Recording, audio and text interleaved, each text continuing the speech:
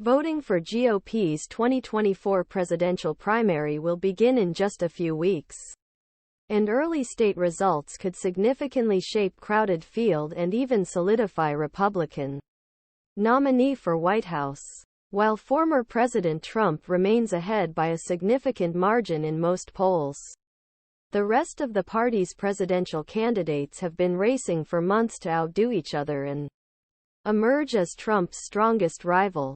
The first votes will be held in January, less than 2 months away.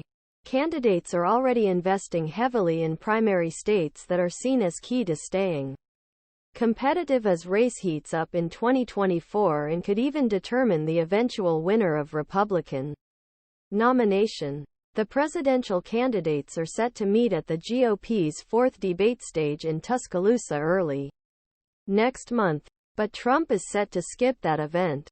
All eyes will next turn to Iowa's primary caucuses, which are closely followed by New Hampshire's primary. Here are some of the early states that could make or break Republican presidential campaigns. Iowa's caucuses, scheduled for Jan. 15, are already in spotlight as candidates gain an edge over each other in the first ballot on GOP's presidential nominating calendar. The centers predicted Trump would comfortably win Iowa contest, but said large gap between second and third could be a sign that field should narrow down to a two-woman race ahead of New Hampshire primary in 8 days. Given situation as it stands right now, with Trump's alternative votes split among several different candidates, the math simply doesn't work for someone to beat former President Trump for nomination. Centers said. Ron DeSantis has long been seen as the second-place candidate behind Trump, but former United Nations Ambassador Nikki Haley has surged in recent polls and appears to be making a final push to overtake DeSantis in the state. In Iowa, DeSantis dropped 3 points between August and November, while Haley gained 10 points.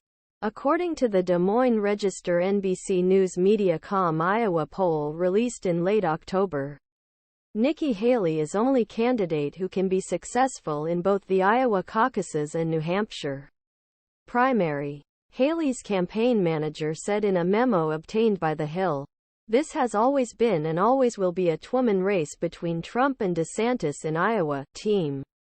DeSantis said in its memo. DeSantis, in particular, has the coveted support of Iowa Gov. Kim Reynolds, and his campaign is said to be focused on preventing Trump from scoring a major victory in the state.